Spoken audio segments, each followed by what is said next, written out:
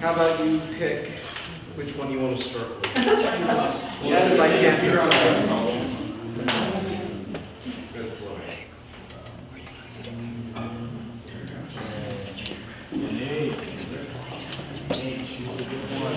Let's talk about that. Oh, shoot. Oh, I remember this.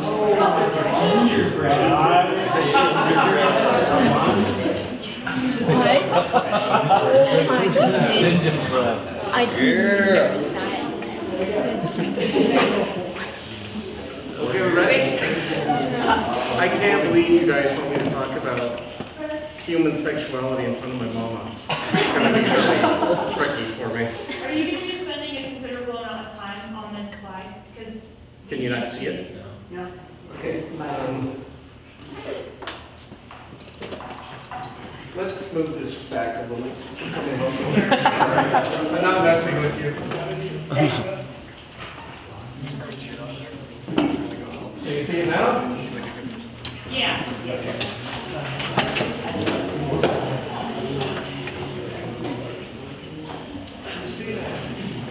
All right, let me open in a word of prayer, and God help us, we will do our best. Okay? It's kind of an intense but super important topic, especially at your age and the society you're going to come down the mountain into, and it is changing rapidly before our eyes. So. Father, thank you so much again for this place. I'm just so appreciative of this group this year. I'm just so encouraged and hopeful. And please guide my words and thoughts as I speak tonight, that I'll be clear, and young people have a good understanding and perhaps form or adjust some of their convictions they already have on how you would have us live and why. In Jesus' name, amen. Okay, so I think we can start with this slide, and then we can segue later into like biblical views of marriage. But this is a little bit broader. I'm talking about human sexuality. And because of a lot of the changes and stuff that's happening in our society culture today, a lot of these terms, I think it's really important for you to be aware of. And whether you agree with it or not, this is the language being used in the public discourse.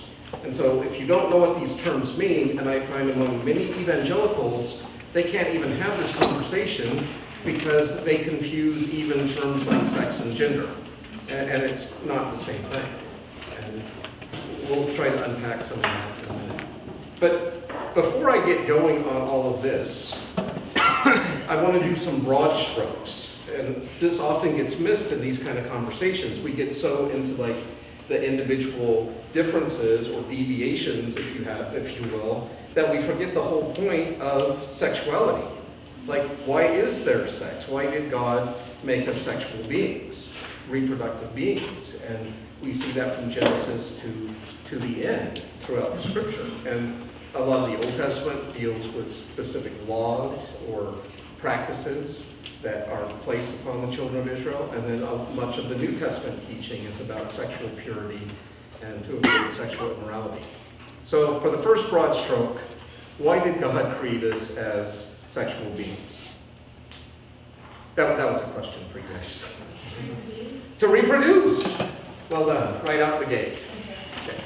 Now, that's not the only biblical reason for human sexuality, but that is the primary reason, is for human reproduction. Secondary reasons could be pleasure, closeness, companionship, all those sorts of things that could go along with it. But when you take away that primary reason, human reproduction, you're already opening the door to so many different problems. And this may sound a little wackadoodle to you, but I personally am working on this theory that I actually think the Protestants' embrace of birth control led to same-sex marriage in America. You want me to say that one more time? I personally believe Protestants embracing birth control as like an option, reproductive option, opened the doorway for same-sex marriage in America. And let me explain that. Because once sex, and if you are from a Roman Catholic background, you know that birth control is verboten, right? That is not acceptable. Do you know the Catholic reasoning behind it? Does anyone know enough Catholic theology to know why they don't approve of birth control. Is it going against God's will because of the command to bear fruit? Right, because you're basically telling God, I'm going to decide when and how many children I'm going to have, not you. But see, what happens when you use birth control, it takes the sacred act of human reproduction between a man and a woman, and that act, which has the potential of bringing an immortal soul into the world that will be destined eternally for heaven or hell, I mean, that's not just a wham bam thank you ma'am anymore, right? Now we're talking cosmic eternal consequences. So this isn't just a thing of pleasure, but this takes on a sacred thing of, in a way, almost becoming like co-creators with God himself, continuing the human species. And if you go all the way back to Genesis, that was one of the commandments given to Adam and Eve, to be fruitful and multiply. As far as I know, Adam was only given 2 commandments and 1 prohibition. He was to be fruitful and multiply, and he was to name all the animals. And the prohibition was not to eat of the tree of knowledge of good and evil. But we have this divine blessing and even command to replicate, to populate the earth, all the way back into the first chapters of Genesis. So the Catholic view is when you start using contraceptives or birth control, in a very real sense, you are playing God. And depending on your views of when you believe life begins, that could add different things too. Because a lot of Protestants, they're okay with types of birth control, right? But not all birth control. They would be opposed to abortion, to morning after pills, often even IUDs, and because the idea is that's already a fertilized egg that's simply not being allowed to attach. So a lot of Protestants believe that the moment when the sperm meets the egg, that's when a new life begins. But being a philosopher, I have a little bit more radical view on it, and it actually makes me sympathetic to the Catholic position. I was traveling with one of my nephews, and we were having a conversation, and he was in a mood, and he was just like, "Yeah, we've been around forever, Uncle." And I was like, "Well, actually, how long has God known me?" Always. Eternally. Before any of my parts were made, God knew me. And so, if you really believe that, conception is just one event of a life in the mind of God that began from eternity, that God has always known me.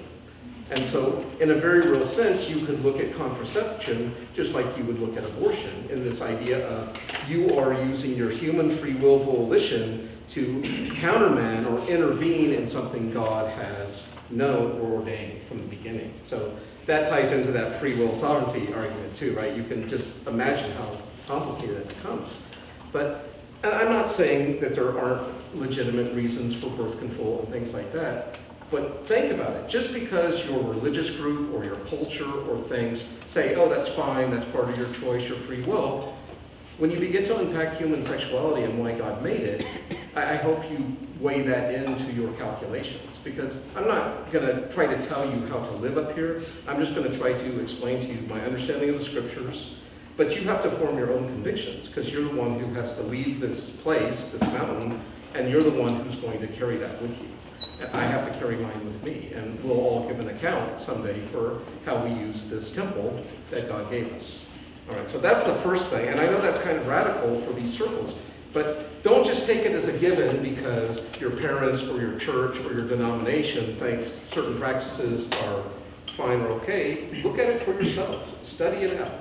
And I would look at different literature from different places. Also, just the effects different types of birth control have, especially on women, how it affects their hormones, maybe their ability to have children later, potential cancer causing. I mean, there's a lot of things that can go along with it. And so take that to heart and do research when you are ready to become sexually active, hopefully within marriage. You'll consider those things. The Catholics do approve of one type of birth control I'm aware of, and that's called the rhythm method. Does anyone know what that is? Rhythm method? Wow, I'm glad we're having this talk. Really, none of you know what the rhythm method is? Dylan? It's like when you like time the month and have sex the part of the month that you. That the woman is not fertile, right? Okay. So about a week out of a month, you would abstain from sexual intercourse to prevent pregnancy. Do you know what they call people who practice the Rowe method? Parents.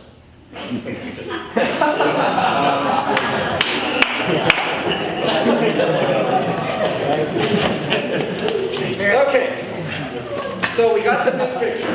Human sexuality is for procreation, okay? Plus closeness, intimacy between spouses, etc. That would be a part of it. But in our culture today, we have a lot of different views about human sexuality, and even to the level of ideation or identity. And that's why I brought out this chart. I found this, I don't know, it's been around for a little while, but I find it really helpful in my ethics classes, or wherever this sort of comes up when we're talking about LGBTQ community and issues, and I want to unpack some of this for you. And I think this is really helpful. So as you see in this chart, we have the gender-read person, and they break it up into 4 different categories. Oh, actually they have it in 5, which is kind of nice, I like that.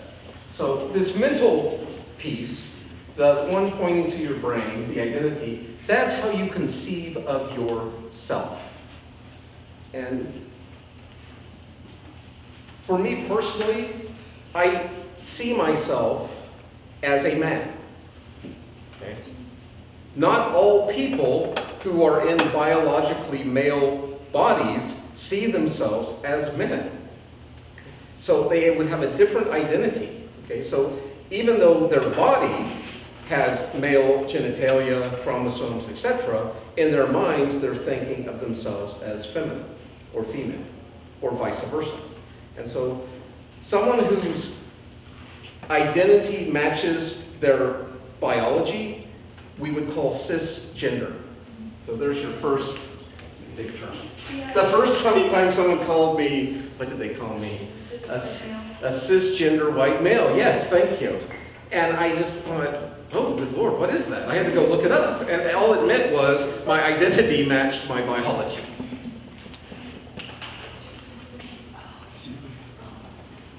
But someone that identifies as transgender, these are people whose identity does not match their biology. Okay? That's where we get that sort of term. And I don't know where you guys are in this room, but that's hard for me to even conceive of what that would be like to have to navigate if my very vehicle I'm traveling in does not match how I think about myself. I mean, can you imagine that kind of tension going on and trying to live that life? Over my years of teaching, I have one transgender student I was aware of.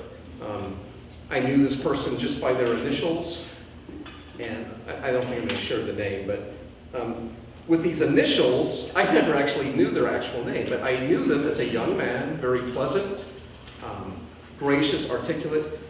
But in our culture, he had the attributes that we would naturally equate with the feminine. And maybe let's do a quick breakdown. Now these are like cultural stereotypes in a sense. So the first distinction I want to make for you, sex is biological. And I'm taking this from my years teaching anthropology. It's difficult though because the state of California, I think it's been about 10 years now, passed a law saying sex and gender are both acquired at birth. And I think the intention of that was to protect transgender people from discrimination, just because it could give them the same status as, like, say you were born a woman, or you were born African American, or Chinese, or Hispanic. It could give you a class protection simply because you were born away out of your control. It's not something you chose. So I think that's why the law was made. I think the intentions were good, but it's caused confusion. Because at least in anthropology, they teach us that sex is biological. It simply has to do if you're an XX or an XY chromosomes, and that is at the cellular level in your DNA, in the cells of your body, it's going to tell you what sex you are. And so sex, this is male or female. Gender is cultural.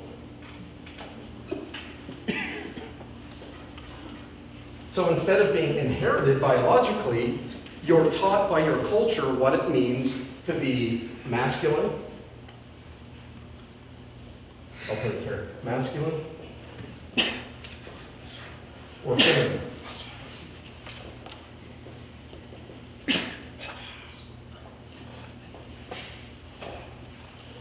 So work with me now. I'm going to fill out, we'll do about 6 or 7 on each side. What would be some stereotypical masculine or feminine virtues in our culture? A deep voice for masculine or higher pitched voice. Okay. I'm not looking so much for physical differences as like dispositions. Like sports. No. Like physical act. No. Okay. Strong. So even though there is physicality to it, so it's kind of like what you were saying. Yeah, she said it way up. That's okay. They're basically antonyms, so if you get one, you'll get the other. Okay. Passive or submissive? Competitive, masculine.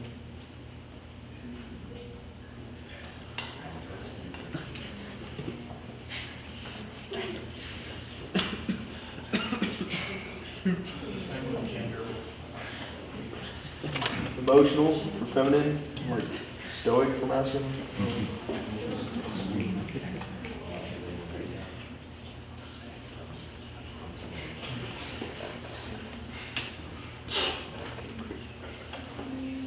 For feminine, empathetic, and then for masculine, apathetic. But I want a virtue, not a vice.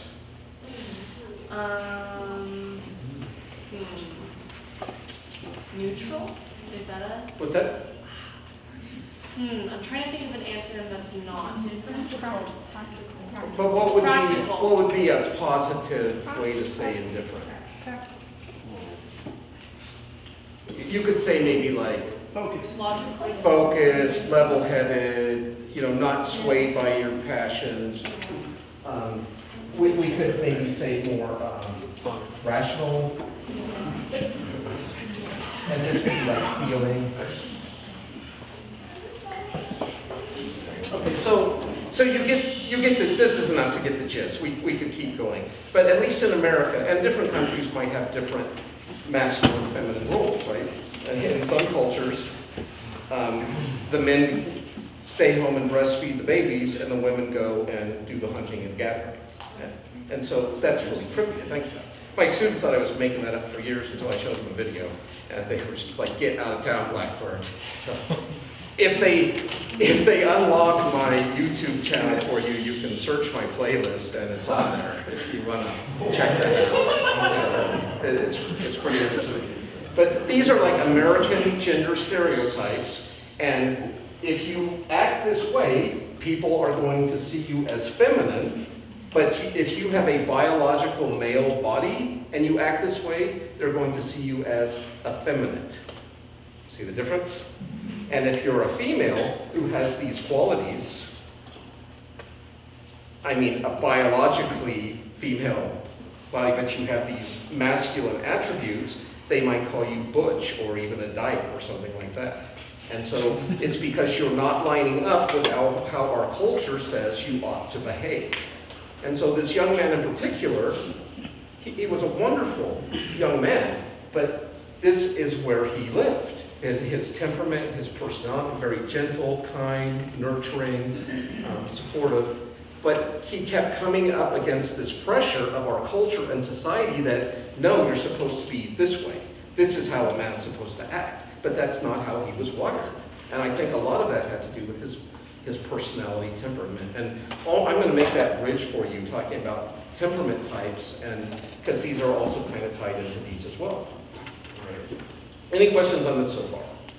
Right. So with this particular person who, after they had graduated from my school, years later, they were kind of wrestling. They actually had a child with a woman. and was raised in, but also just struggling. And then one day he was just like, I'm not living this lie anymore. I'm actually a woman trapped in this body that's like betrayed me. And so he began to take hormone treatments, and I don't know where he is. Eventually, just even though I was never condemnatory to him, I never judged him, I think just being in touch with me reminded him of this past life he was trying to get away from. And so I hope someday he'll recontact me, because I care, I love him very much. But see, I'm not even allowed to call him him anymore, and that's part of it. To be politically correct or to be sensitive to where this person has gone, they required that I refer to them in feminine pronouns if I wanted to address them. And because of my love for the person, I was happy to do that. But it was hard for me because I never knew them as a woman, I only knew them as a young man. And so, but that's what they call dead naming. If I would have used the name I knew this person in college, that would be like, I'm dead naming this person. I'm like denying who they are claiming to be, and I'm holding them to how they were born or how society had put them. And his parents, surprise, surprise, his dad was like a fundamentalist pastor, and he was brought up in this very strict home and environment, and his parents will refuse to call him by her feminine name now, and still calls by the birth name. But because she wants relationship with the family, has to go through that ordeal during Christmas holidays or things. So imagine all of that you're dealing with. All right, so onward. The next is attraction, the heart.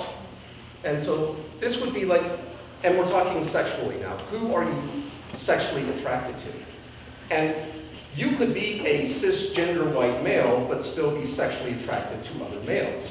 And that's what we would identify as gay. Or you could be in a female body and identify as female, but you may be attracted to other females. That's what we would call a lesbian. Okay? Or bisexual would be both. So that's the heart piece. The sex piece, that's your genitalia. That's your chromosomes. That's your pure biological piece. And then that expression piece, that's how you present yourself. How do you dress? How do you talk? What are your mannerisms? And how do they line up as masculine or feminine? And once again, your society's determining what is masculine and feminine. Your biology is determining your male or female is. Part of my frustration with this, and I like, if you see how they set this up, they have like sliding scales, so you can like graph yourself, like, okay, I'm feeling 90% masculine, 10% feminine, or I'm attracted primarily to females, but I might have a little attraction to males. Or I generally present myself in a masculine way, but sometimes I might be a little more flamboyant, or whatever. And so they make these sliding scales to help you kind of calibrate. But I find this helpful to have this conversation. Usually it goes something like this. Oh, this is being recorded, right? I better be careful of my name droppings. Okay, so there's this pastor friend I know. And whenever we have this conversation, he quotes, "Male and female created he them." And I'm just like, yes, Steve, I know. But a lot's happened since God created Adam and Eve, male and female. Like things like the fall, and sin, and brokenness, and not just in our soul life, but even in our biology. And I don't know if you're aware of this, but not everyone is born male or female. Some people are intersex or middle sex, and they are actually, there's a range. There are people that are born XXY, XXXY, there's an X, there's a couple other variations. And yes, I get it. This is like 1% or less of the population. In the olden days, they called these hermaphrodites. And there's very few true hermaphrodites that are fully functional male and female, but it has happened in human history. But most people might be at 80-20, 90-10, and usually when they're young, doctors will make, and parents will make a determination to make adjustments, often surgically, and raise them as either male or female. But can you imagine when those young people come into adolescence, and what if inside they're really identifying with that other part of themselves, right? Or maybe because of their biology, they're identifying with both. And someone asked me about that. Could you be multiple genders? And at least in many, maybe not in biblical literature or the Bible, but many cultures around the world have categories for these types of people. They would call them two-spirit. I was just in Hawaii about a year ago, and let's see, what was the name of it? It's not Kanas. Maybe it will come to me in a minute. But these are like transgender people, and the Hawaiians call them two-spirit, and they don't have like derogatory things to them. Generally, it's just simply they are different because inside they have both a female and a male spirit. Now, I don't think that lines up with what we understand in biblical literature and things like that, but this is something culturally in part of the human spectrum. We also would see that among Native Americans, where you would have maybe some young warrior, male, didn't like to steal ponies and go on war parties and go on the hunts. He liked to do beadwork and gather roots and berries and take care of the kids and that sort of stuff. And maybe some woman, she didn't want to do all that stuff. She wanted to be out with the wind in her hair and counting coup and bringing back stolen ponies and that sort of thing. And they made a place for these people in society, in their culture. But at least in the Christian tradition, there have been these really fast, set in stone, like male and female things. To the point in the Old Testament, you weren't even to wear the apparel. You weren't even to present yourself in the mode of the opposite sex. I mean, that's part of the Levitical law. Which surprised me because over the years I've noticed Christians seem to really enjoy like cross-dressing, at least in humor, right? They get a big kick out of like Flip Wilson doing Geraldine, or, oh, that's way before your time. Or you have all these different like stand-ups or comedians like Medea, right? That would be a little more contemporary. And it's really funny because it's kind of shocking to see a man portraying a woman. And often men, I mean, that's like RuPaul, or there was just a new show out called Pose about black transsexual men in New York, or women, and the life they had, because they were at the bottom, even in the LGBT community, they are on the lowest of the lowest rungs. And the death rates by suicide and murder of black transsexual males, it's horrific in this country. And I don't know if it's out of fear or disgust or why they become such a target of society's disdain, but it was an interesting show to watch. And some of these men, biological men, were so much more feminine than any woman I've ever seen, just the way they carry themselves and those sorts of things. But that would be in that presentation piece. Just one more quick distinction. Can anyone tell me the distinction between a transsexual and a transvestite? Isn't a transvestite someone that dresses as the other? Very good. And the way I remember that is vestment, vestite.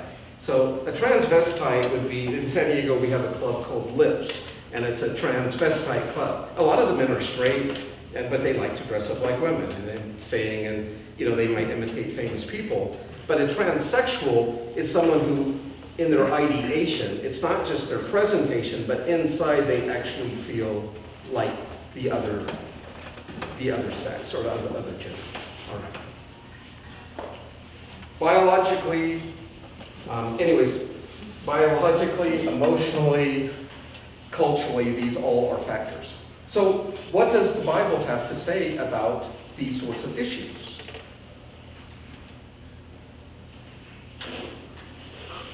Was that too abrupt? Should I change that? And after we talk about this, then we'll pivot to biblical ideas of marriage. What does the Bible say about people like this? These are people, made in the image of God. As far as actions based on the attractions that you have, there are certain actions that we can't have, like lustful actions. And as far as the attractions themselves, it doesn't say specifically, but it does say that like man shall not lie with man, woman with woman, and things like homosexuals will not inherit the kingdom of God. And you have to ask, what does that mean? The tendencies, the behaviors, and that gets into, in my opinion, like the action of it. because some people may have inclinations to do things that are sinful and not do it. The same way we have Biblical literature Yeah. on transsexuals. I can't think of it. Now, there are a few passages about the vestment, like not to dress like the other, but not, I mean, they're not even talking about the ideation. So this is what I would call beyond the pale of Scripture at this point. Does anyone know what that figure of speech means, beyond the pale? It's old, archaic, like Scott. Oh, go for it. Like out of scope, Kind of. out of view. Yeah, the pale was like an old Scottish wood fort, and so they would build these around the villages or settlements, and if you were inside, they could protect you. But if you went outside the fort, you were beyond the pale, beyond the protection of the clan or the tribe. And so when I say beyond the pale of Scripture, we're beyond the safety of God's provisions and protections for human sexuality when we start to get into these categories that aren't even mentioned, right? And the Bible covers a lot. So it's impressive that humans are so creative and diverse that we've even spilled over beyond what we have sacred texts to deal with. And so we have to extrapolate from other passages to try to see how we're supposed to deal with these new situations. And part of living in the day and age we're living in, we have, in my ethics classes comes up all the time, especially in biomedical issues. There's so many issues that you can't just turn to Habakkuk 4:8 and say, thou shalt not clone thyself, right, more than a dozen times, or, thou shalt not reap organs from your clones, or whatever. We don't have those kind of injunctions, and so we have to extrapolate from what God has told us to what's happening. And I've got some like sci-fi genetic stuff to share with you later in the talk that I'm still processing. I just found out about this right before I came up here, and I just cannot believe it. It was actually one of my biggest arguments against transsexualism is gone now. Because what I try to explain to young people, my youngest niece, she's knocking on 16, going on 30, but they're covering human sexuality at her public high school and all that. And one day she's coming home and she wants to know, what are you, uncle? Are you straight? Are you gay? Are you bi? And I said, well, it depends on the day. Some days I'm asexual, and other days I could be pansexual. And she was like, what? And so we talked what that means. Asexual would be no interest whatsoever, and pansexual, it's just like anything goes, right? And so just this whole spectrum of where humans could be on that. And okay. But part of what I explained to her, because she was, and I don't know if she was being serious or messing with her mama and me, but she was just like, yeah, I think I'm attracted to transsexuals. And it was just like, oh good Lord, and how do you help me? But I didn't want to be all reactive and all that. Fortunately, her mama did that for her. And so she got the rise she was looking at for if she wanted it. But I went in my educator mode, and I was like, well, you know, dear, transsexual, it's not just about hormones or sexual reassignment surgery. We're talking at the cellular level, these people are XX or XY, except for the few intersex people that might have something different. I'll go ahead and tell the story now because it's pertinent. Certain medical procedures will actually alter your DNA at the chromosomal level. And I did not know this before a month ago. And this guy in Nevada, he worked for a local sheriff department, had a form of leukemia, blood cancer, and the way to treat that is through bone marrow transplants. And he found a match of this guy in Germany, and one of the forensics people at his police department said, could we do a swab of you before you go through the treatment, and then do periodic tests of your DNA to see if there's any effect from this bone marrow transplant? And he was like, sure, let's do it. So the first swab, it's all his DNA. A month after he had the bone marrow transplant, none of his blood registered as his own DNA. It was all registered to the donor person, matched their DNA. Now, I don't think red blood cells have a nucleus, so they wouldn't have the chromosomes, but I think the white blood cells would. I'll have to double check that or talk to the biology department. But whatever dictated who that blood was coming from, it was all registering as that donor person from Germany's blood. Within a year, the only parts of his body that still registered his original DNA was parts of his chest hair and head hair. Everything else in his body, if you put it under a microscope, and this is why the forensics people were interested, would show the other person, including his semen. Run that through your mind a little bit. Yes. Which means, theoretically, and I'm not going to share this with my transsexual friend, but instead of hormones, I would say get a bone marrow transplant from a woman, if you really want to be a woman. Because that's going to go all the way to the cellular level. Which means a lesbian couple could theoretically donate bone marrow to a man. His DNA could be changed into that of one of the women, and they could have that man inseminate back into that relationship the DNA of one of the partners. We are living in beyond the pale times, people. This is like sci-fi just waiting to happen, right? It's happening today.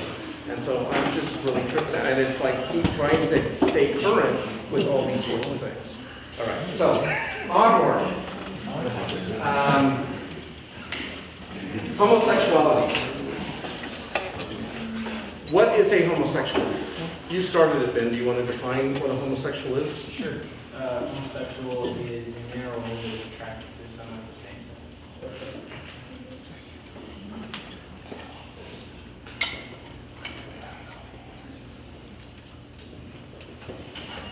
So, if you happen to find yourself attracted to a man, does that make you homosexual?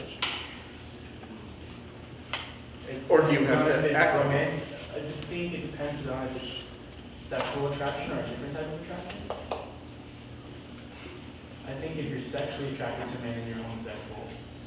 Even if you have don't to define act on romantic, it? because That would be more the emotive piece. yeah, because I feel like culturally it's weird to be emotional towards other men, but I'm very emotional towards other men, but I'm not sexually attracted to men.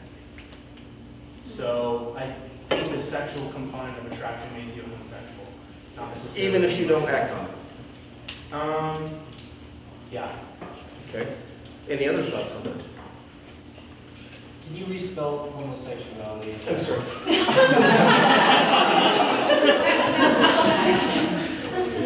Thank you. You know what I'm writing.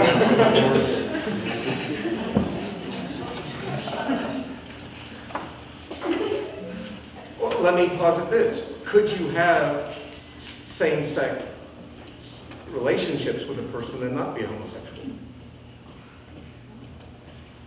Wait, could you have same-sex relationships with people? Like not have sex with them, but be in a relationship. No, have sex with them and still not be a homosexual. Yeah. Like what about heterosexual men at sea or in prison or circumstantial sexual release, but they're not romantically attracted, or it's just... Oh, but then that gets into if you've done the act, does that Right. mean, right? But there's not the identity or the ideation, it's simply a physical act for you. That makes you homosexual. No? Yep. No? Yeah. Yeah. I don't think so. Like, there's a lot of gay men or gay women that marry straight, yet they come out of it as gay, and they say they never had attraction towards that person. They were just doing it for social. Yeah, yet they have. So you reversed it to make the point. Yeah, that's they very celebrate good. that person. And I would agree. Because once they have access to the opposite sex, they would take advantage of it. And once again, I'm not dealing with the morality of anything right now. I'm just dealing with definitions. I'm not trying to say it's right or wrong or indifferent. I'm just trying to define the terms right now, what we mean when we say someone's homosexual. So it could be ideation, it could be acting out. Probably it's a combination of the two. I would personally say it's probably both. So that's a good thing, and to start this conversation. So, does the Bible make any provision for this sort of attraction? Are there any examples of homosexuals in the scriptures? Yeah, when Lot takes the men in and the guys are trying to rape them. Right, Sodom and Gomorrah? Yeah.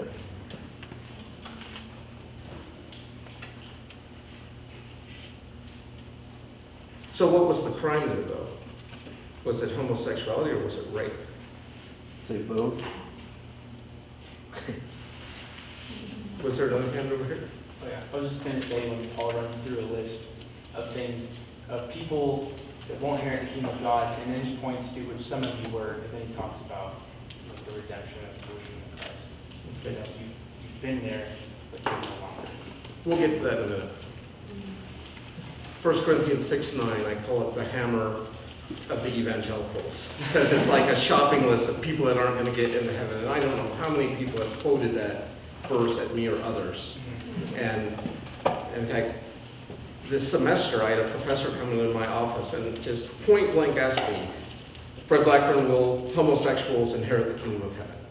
And I'm just thinking, well, if I say yes, he's going to whack me over the head with 1 Corinthians 6:9. But if I say no, I'm acting like one's sexual orientation is what keeps you in or out of heaven, which is absolutely not what I believe. I believe it's being indwelt by the Holy Spirit, that together with God. It's not who I'm sleeping with or not. And so I went for the, of course they'll be in heaven, and then he whips out 1 Corinthians 6:9 on me, and I said, well, does that mean you're not going to be in heaven either? Does someone have 1 Corinthians 6:9 up? Please read it. So 1 Corinthians 6:9, for do you not know what wrongdoers will not inherit the kingdom of God? Stop right there. That's everybody, people. Then he goes into the shopping list. But the first line is everybody.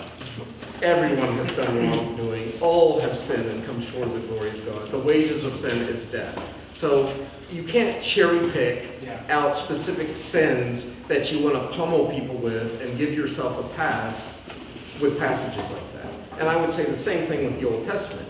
You can't cherry pick the story of Sodom or the Levitical law and then give yourself a pass on other laws if you want to do that.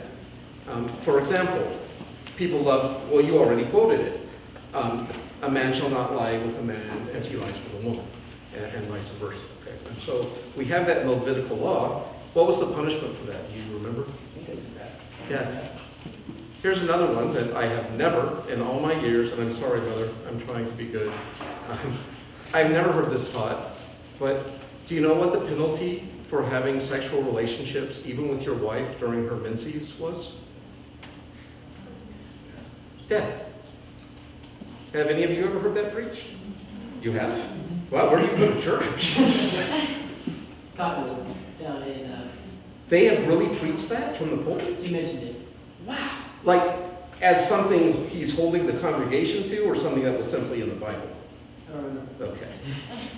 That's what I'm getting, because people still hold people to the homosexual prohibitions, but I've never heard anyone hold anyone to, during a woman's time of month prohibitions, right? So I think like the confusing part, or I don't know, but like the shopping list thing where it's like we've all done wrong and we're all sinful and stuff. And I think it, for homosexuals and all the other things is that they don't feel like it's wrong. So like that's like I don't know. Like they don't believe it's Right, and especially for non-Christian homosexuals. Why should they? If they're not using the scriptures as their guide, if they live in California, right, or other places where society is saying, what are you getting all, it's just sex, right? Why are you getting all worked up about it? And that's why I wanted to start with, what is the purpose and the intentionality of sex? Because that ties back into homosexuality. Because part of the traditional biblical arguments against homosexual relationships was it's clouds without rain, water without, or wells without water. Because you're engaged in this intimate sexual relationship that has no potential to produce offspring. Okay. And so we were talking about good and evil and how God created things. I was using trees as an example, but you could also do that with humans. What did God create us to do and be?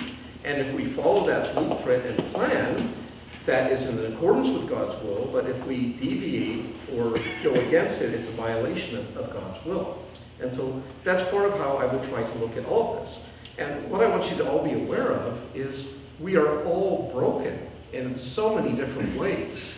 But sexuality is one of those. We are so broken sexually. There might be a couple exceptions in this room, but for most of us, there's something twisted or broken going on, and we're all different.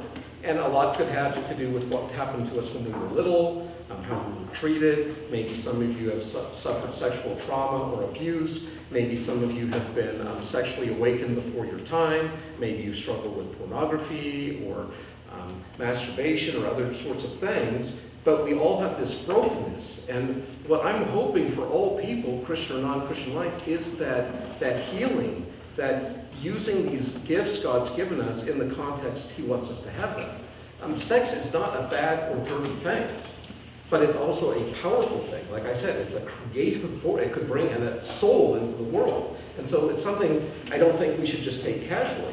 It also doesn't mean every sexual act, and I'm hoping within marriage here, it doesn't always have to be this huge sacred ceremony of, oh, my beloved, as we enter into this sacred time. And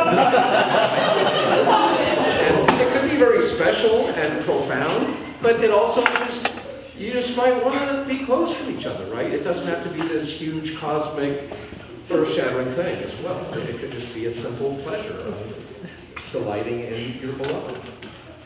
Okay. Normally in my ethics class, I'm not going to do it with you just because I don't have a lot of time, but I would give them a challenge. And my challenge would be, can you show me from the scriptures that homosexuality is wrong? And you gave me the Sodom and Gomorrah example, but if you look in Ezekiel, when it's mentioned again, homosexuality isn't even mentioned among the crimes of Sodom and why God destroyed them. It says they were destroyed because of their inhospitality. Fascinating. In that Old Testament concept, being inhospitable was a greater crime than a homosexual act. And once again, this was no loving, monogamous homosexual relationship. This is like a homosexual gang rape attempted gang rape of angels. So we're not talking about what we're seeing in 21st century California homosexuality, right? This is a very different, this is like power, control, perversion, degradation of another, that sort of homosexuality. What about David and Jonathan? Never had sexual relations. What's that? Doesn't ever say that they had sexual relations. It said they stripped in each other's presence, embraced, and exceeded. At least that's what my King Jimmy says. It says, and he loved him with a love greater than the love of women. I'm not going to mess with you, but my students, I would make them go home for the weekend and sit with that for a while, and then come back and talk to me. I do not believe Dave and Jonathan were having homosexual relationships, but they did have an intimacy that I think was deeper than David felt with any of his 37 wives, or Jonathan felt with his wife. And I know with my male friends, I have a closeness and intimacy with a half dozen or so of them that is greater than even the love or affection I had with my wife. But she left. My friends are still here. So that could have something to do with it. In this debate, has anyone brought up Romans chapter 1? Yes. Okay. You want to just jump to the New Testament? Well, I was just curious, because it says in Romans chapter 1 that God in seeing their sinful nature, abandoned them, and that through that, it allowed lesbian or gay, like, sexual relation. There's a therefore in there though. Therefore, God gave them over. So whenever there's a therefore, you have to look, what were they doing? Look in the context. What were they doing that God gave them over to that? To me, this is the worst passage to use to try and convince people homosexuality is wrong, biblically. But it's usually the number one I hear people just throw out at people. Romans 1. What were they doing?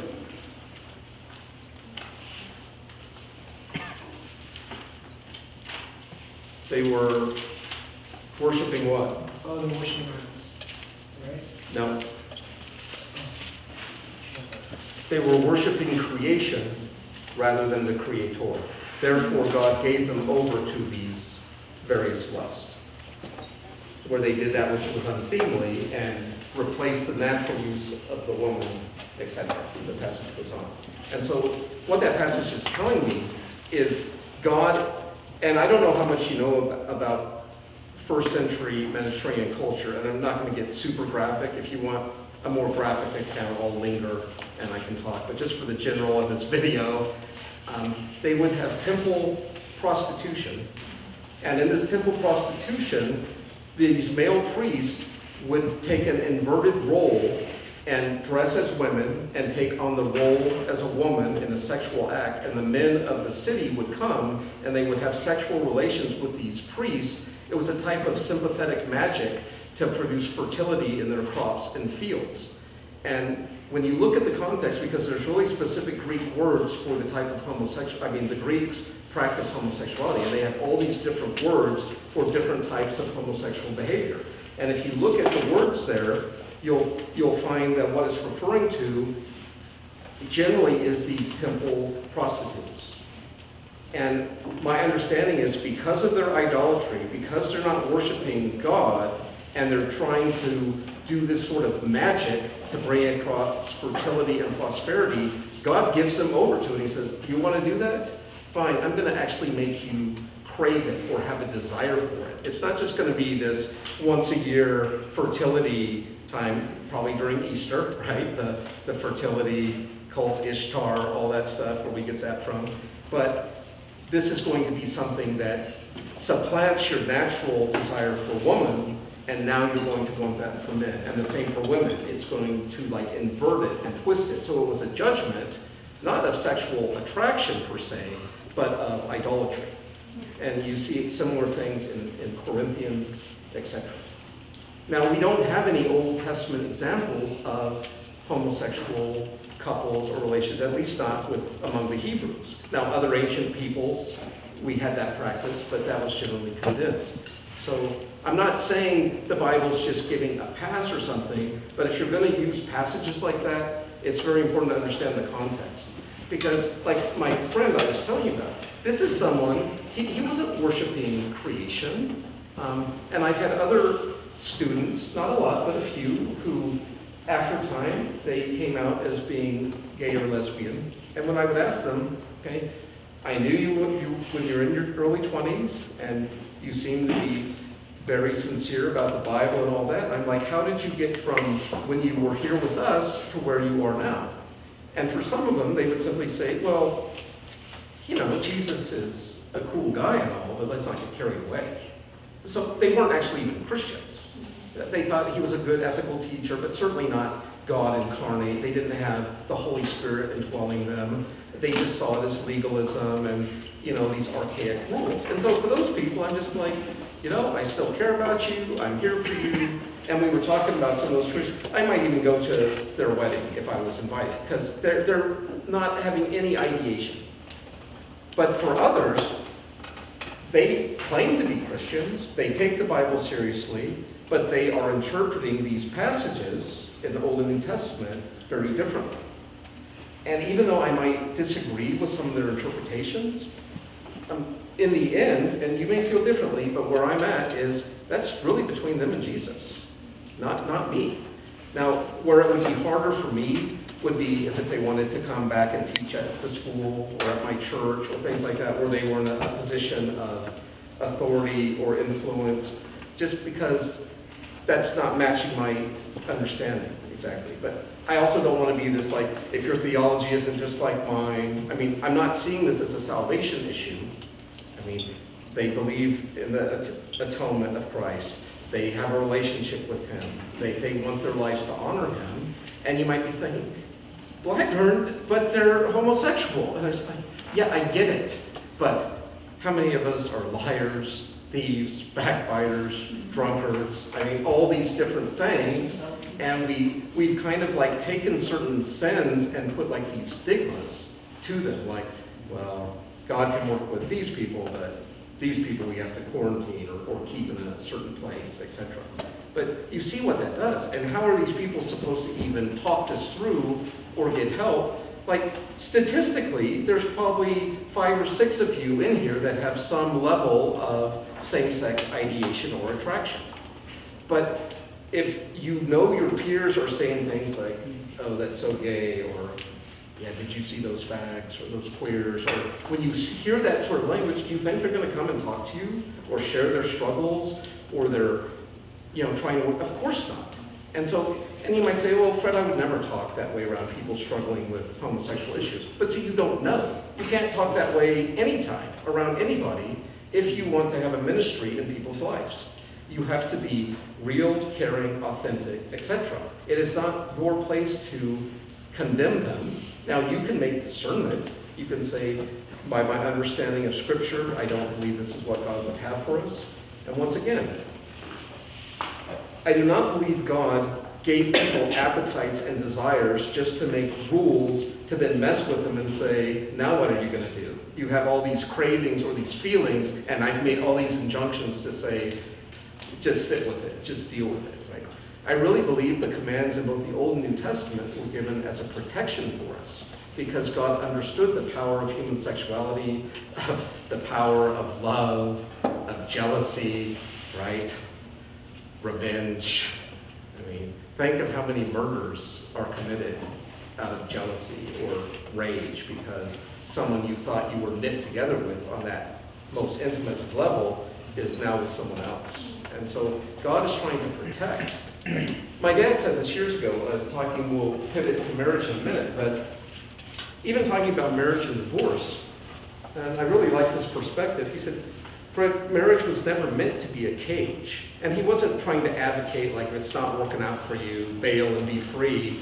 But he's like, marriage is meant to be a protection, especially for women and children, because men are generally pigs, right?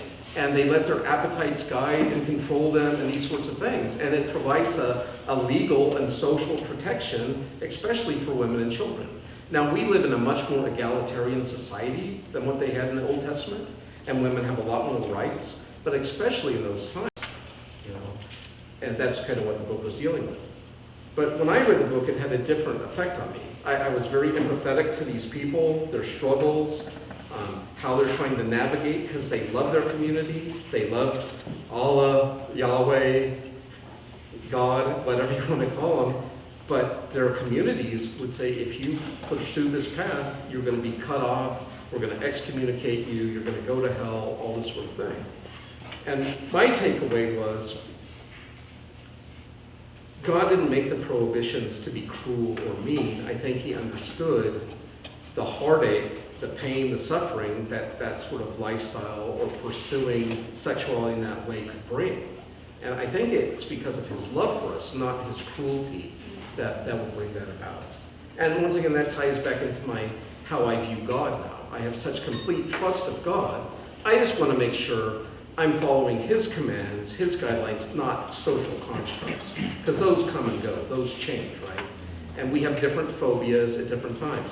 Right now, our society and culture is being much more sympathetic towards LGBTQ. In the past, it was very hostile, even to the point of it was a capital crime, even in this country for years. And so we've changed, but it could go back the other way in the future. But just like science, I don't want my culture or society to dictate my morality, my sexuality. I want that to come from God, God's word, etc. All right, so any other, yes? So, just to make sure, do you believe that if you practice homosexuality, if you practice like in a marriage, you're married to another man, you commit sexual acts with them, are they saved? Is that what you're saying? They are saved? I do not believe your sexual practice is what gets you to heaven or sends you to hell. Okay. Now, let me qualify that. I do believe that if we do have the Holy Spirit within us, that He is going to convict, prompt, and if behavior needs to be changed, He is going to empower us to be able to do that. Things that we perhaps could not do in our own strength or our own will. But that is the work of the Spirit, not me coming around saying, what are you doing? Don't you know that homosexuals do not enter the kingdom of heaven, and just putting all this other stuff on top of them instead of trying to walk alongside them and wrestle with them through these issues and struggles. So do you believe it's a sin? What's that? So do you believe it's a sin? Or do you believe that even if they practice in this, they still get to heaven? I guess it's more like, do you believe that this practice is a sin? What, homosexuality? Yeah, and practicing sexual acts with another man in marriage or out of it. That is my current understanding, yes. That it is a sin? Yeah. Okay. Thank you.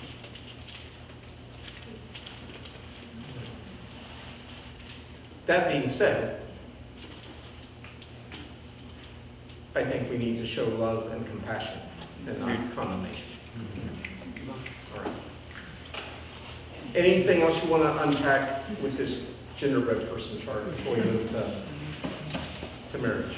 I remember Jared's question to you at the grill. He said, do you think, or something along the lines of, do you think homosexuality is a choice, that people are born gay, or they choose to be gay? Okay, good.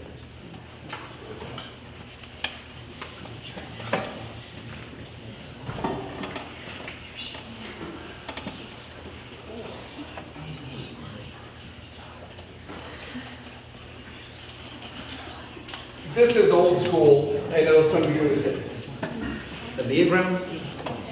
Enneagram. A lot of you are kind of into that. Some of you have done the Myers-Briggs, but I'm old school, and this is going all the way back to Hippocrates, the Hippocratic Oath guy, and he came up with these 4 temperaments, which he also associated with later with Galen and others with bodily fluids, interestingly enough. And I think I might have talked about this briefly, but Tim LaHaye, in his book, The Unhappy Gays, very catchy title. I assure you the gay community does not appreciate it. But he's trying to deal with this from a biblical perspective, once again, but he's also trying to be compassionate as much as he's able and non-condemnatory. And it really surprised me, but he actually, in that book, implied that certain temperaments are more susceptible to homosexuality than others. And he believes temperament is inherited. So in that sense, you could say there is a part of being gay or same-sex attraction that you actually are born with, or with your temperament type. But I've thought about this a lot over the last 20 years, especially in the classes I teach in ethics and anthropology, and I love temperament studies. And back to culture, I believe our culture believes certain temperaments are masculine and others are feminine. And so let me work this out for you a little bit. So up here we have choleric, phlegmatic,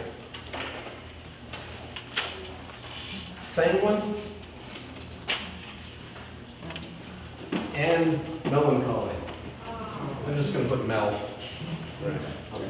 These two are introvert temperaments, and what we mean by that is these people are actually get rejuvenated by being alone. I am a combination of these two, and it depends on the mode I'm in. I found that living with young people and trying to have a household, it's a lot better to be in a phlegmatic mode than in a melancholy mode. Now, when I'm off by myself, I can be as melancholy and morose and artsy-fartsy as I want. But in community, these are very difficult people to live with. These are very easy-going people. choleric and sanguine. These are your outgoing or your extroverts, and they actually get invigorated by being with people. It like recharges them. When I'm with people, and those of you that have lingered with me after the talks, you can just see me. It's just like my fuel tank. The more we talk, I just more and more, I'm just like, you got 3 more questions, because the tank is getting empty.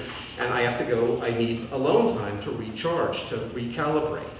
For sanguines, cholerics, they get more energy the more they're engaging. And for them to be alone, you see their fuel going down and they're just craving that next encounter.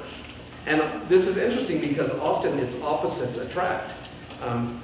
Extroverts are often attracted to introverts and vice versa. But it makes sense, right? Because it's someone who has qualities, strengths, and weaknesses different than your own. Cholerics, these are your type A, take charge, people of action. And once again, this is not sex specific. Men or women, biological males or female, could have a choleric temperament. These are natural born leaders, they get things done.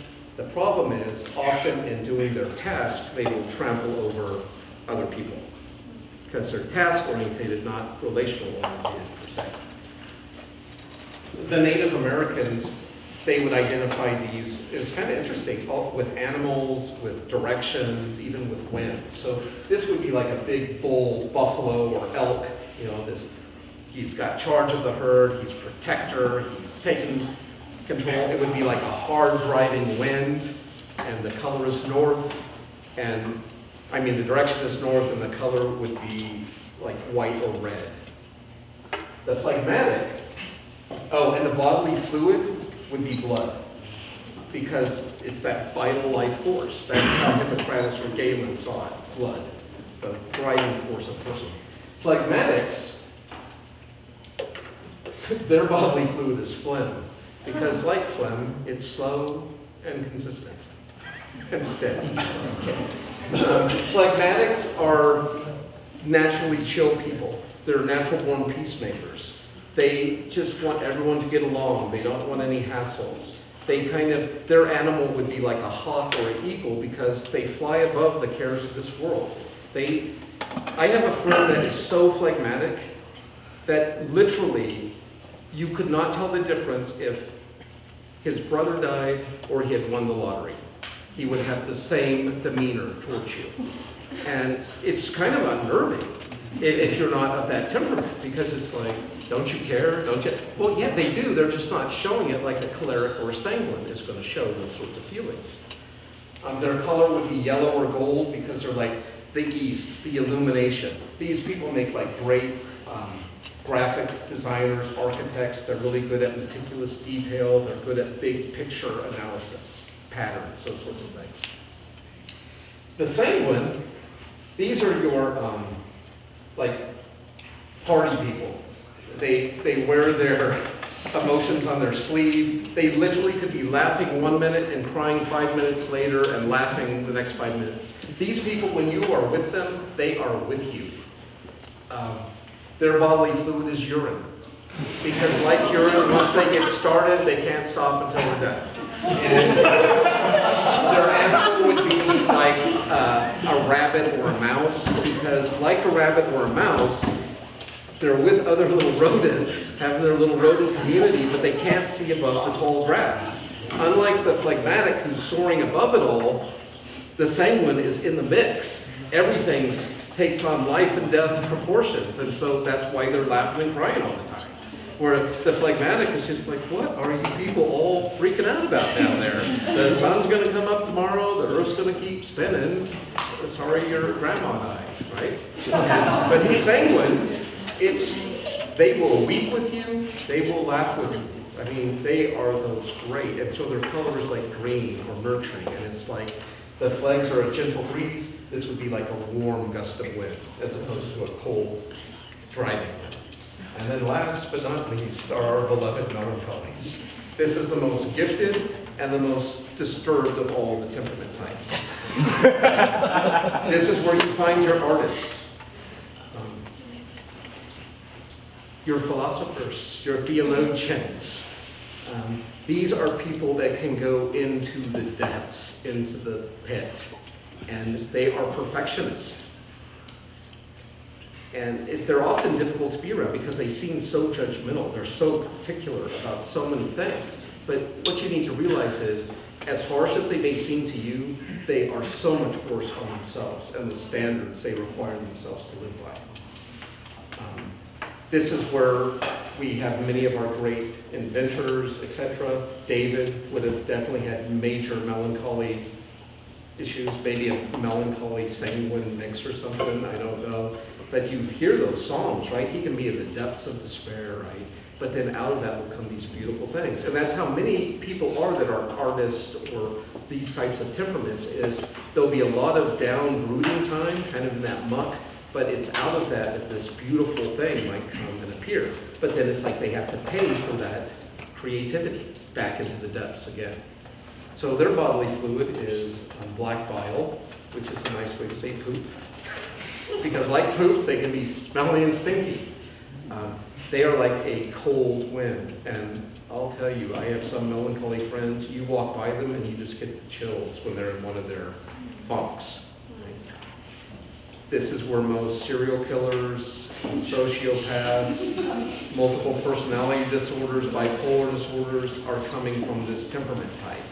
So these great geniuses and these villains are all in this place. Their direction is west. Their animal would be like a badger or a bear, something that burrows and goes deep within. Now, you might be saying, that was really fun, Fred, but what does this have to do with human sexuality? Absolutely nothing. Because our culture, for whatever reason, has determined these are masculine ways to behave, and these are feminine ways to behave.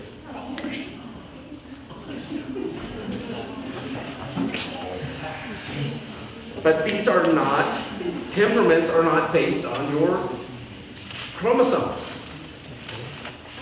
Male or female could be choleric, sanguine, melancholy, phlegmatic. Now, most people are a blend of one or more of these. Okay? There's very few pure temperament types. And ideally, and LaHaye brought this out, he also has a book called, I'm doing some LaHaye pitching, Spirit Controlled Temperament. Excellent book. And he talks about how each of these temperaments have strengths and weaknesses. So let me give you a quick, before I go into this. So say your local church decides you need a new she shed out back to hold the ladies' craft projects or whatever. And so the cleric, as soon as he finds out we're building a shed, he's in his truck headed down to the hardware store to get supplies. Right? The phlegmatic is thinking, okay, we need some plans. I'm going to go online. I'm going to find out what would be the best shed for a thing and the permits and those sorts of things. Very pragmatic, very practical. The sanguine is thinking, potluck! It's like a mini barn raising. We'll turn it into a big party. We'll invite the kids. We'll have games afterwards, barbecue. It'll just be a wonderful time. And meanwhile, the melancholy is thinking about the aesthetics, the environmental impact. How is this going to bring glory to God? I mean, they're not just thinking about a building, they're thinking about all these abstract and complex things that go with it. By the time the melancholy and the phlegmatic get it together with how the shed should be built, the clerics and sanguines have put it up, had their barbecue, and have gone home. That's just like a thumbnail sketch. I was hearing a couple of my friends talk, and their temperament types were just cracking me up. The woman in this marriage, she said, for me, having a good day is when I get a lot done. And I'm just like, My buddy, her husband, said, a good day for me is a day when I have a lot of fun. Sanguine. And I didn't want to say anything, because I'm thinking, well, I'm this weird phleg-mel split. When I'm in this mode, a good day for me is when everything went smoothly. There weren't any conflicts. Everyone was being nice to each other. Or if there was some problem, reconciliation took place. And I just feel that was such a good day. When I'm in the melancholy mode, if everything went perfect, in both my external and internal life, it was a good day. Guess how many good melancholy days I have? Precious little. And that's a problem. And it's part of why that temperament spends so much time in despair, because they can't even live up to their own standards, let alone God's, right? But they are brutally aware of their shortcomings and all of that, and it's just so fascinating. Okay, so in our culture, if you are a biological male and you are dominant, aggressive, take charge kind of person, that is seen as very masculine. Or if you're like the fawns, you're cool, people can't ruffle your feathers, you don't care what other people think, you're just on your own thing. That's seen as very masculine. Well, what if you are a biological female and you're domineering, aggressive, take charge? What are people going to say? Don't be so bossy. Why do you always have to be in control? Why do you have to do that? Because our culture does not like women acting like that. Or if you're unemotive as a biological female, that's not seen as a virtue. It's like, what's wrong with you? I've never seen you cry. What are you, an ice maiden? Now let's go over here. Let's see, if you're an emotive biological female who's laughing 1 minute, crying the next, society's just like, just a girl. Or if you're deep, brooding, melancholy, yeah, women do that. It's horrible, we don't understand it. It's easy.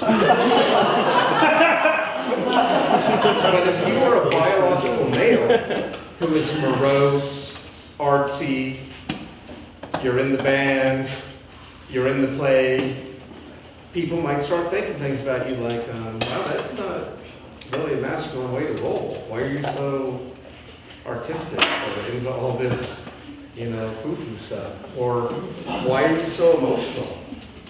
Guys aren't emotional.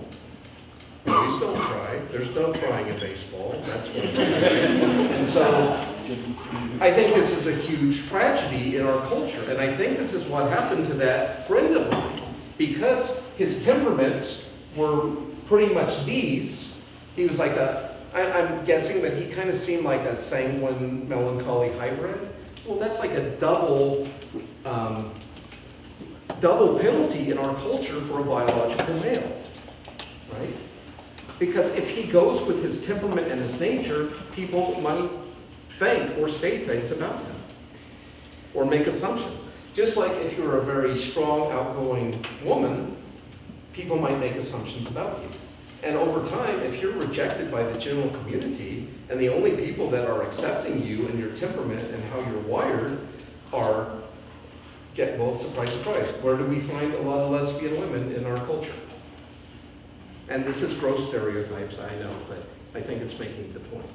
Where do we find a lot of people that are openly lesbian in our culture? Around dudes. Huh? Around dudes. Hanging around guys. I'm thinking professions. Sports. Athletes. So many professional female athletes identify as lesbians. What else? And I'm not saying if you're a professional female athlete, you're a lesbian. I'm not saying that. But I'm saying that is a very common place where you might find openly lesbian people. Where else? Do you guys know any lesbians? Singers. Military, right? I knew one woman, she was a lineman for the county. Telephone coils going up the poles, hanging lines. This was a very... Construction workers. Any of those things that would be seen as traditionally masculine roles, they might find a sense of comfort or fulfillment there that they wouldn't. And what about gay men? Where do we stereotypically find them? Okay. Nurses, that nurturing piece. Theater, arts, design, fashion. Exactly. And that's that artistic piece and connection. And once again, just because you're artistic type or a creative and you're a biological male does not make you homosexual. But our cultural norms will put so much pressure to try to get you to adjust or conform. And so that would be my message for any of you or any people. And it was for my friend too. I said, you know what? Jesus would have, because that column I wrote of masculine and feminine, Jesus is both those columns. He did not present himself as just a purely stereotypical male or female. He was strong, independent, he was willing to stand alone against any authority or power, but he was also gentle, kind, nurturing. Anyone know the fruit of the Spirit? They're all feminine. What our society would say is feminine. Think about that. And that is supposed to be produced by males and females in Christ. The Spirit flowing through. That doesn't make you gay because you're forgiving, long-suffering, kind, gentle, meek, lowly. That can show great strength and power, especially if that's coming from the Spirit of God, not your own even temperament or disposition. So a lot of where people are doing this ideation, and you will probably have the opportunity in the summer camps and others, middle school, probably a little earlier now, people are growing up so fast, but definitely middle school, high school, like my niece, they're wrestling with these ideation. But if I start, if because she plays a sport or something, I start implying she's not feminine, what's that going to do to her ideation, right? Or my nephews, if I'm like, oh, that's a little effeminate, or I think you're being a little swishy, or why do you listen to that kind of music? Or, I mean, what am I doing to their self-esteem or ideation piece of themselves? And so I think we really need to be careful with how we treat young people, especially in those formative years, middle school, high school. And you always have to guard what you say, because you don't know where people are inside. And if you want to have a ministry in these people's lives, you need to show that lack of condemnation. And once again, I'm not trying to confuse that with lack of discernment. I'm not just saying, oh, it's all relative, just do what you want. I do believe there's biblical guidelines, but we need to deal with them in love, grace, compassion, because just because other people's sexualities are broken like ours, it doesn't mean we're allowed to be mean or cruel to them. I believe all of us, like I said, with maybe a couple exceptions, or one exception in the room, our sexuality is broken. And we're having to navigate that. And some of us can do that in private, but others it might be something that's more out there, right? And do we have the grace in Christ to show that to others? Any other questions on that?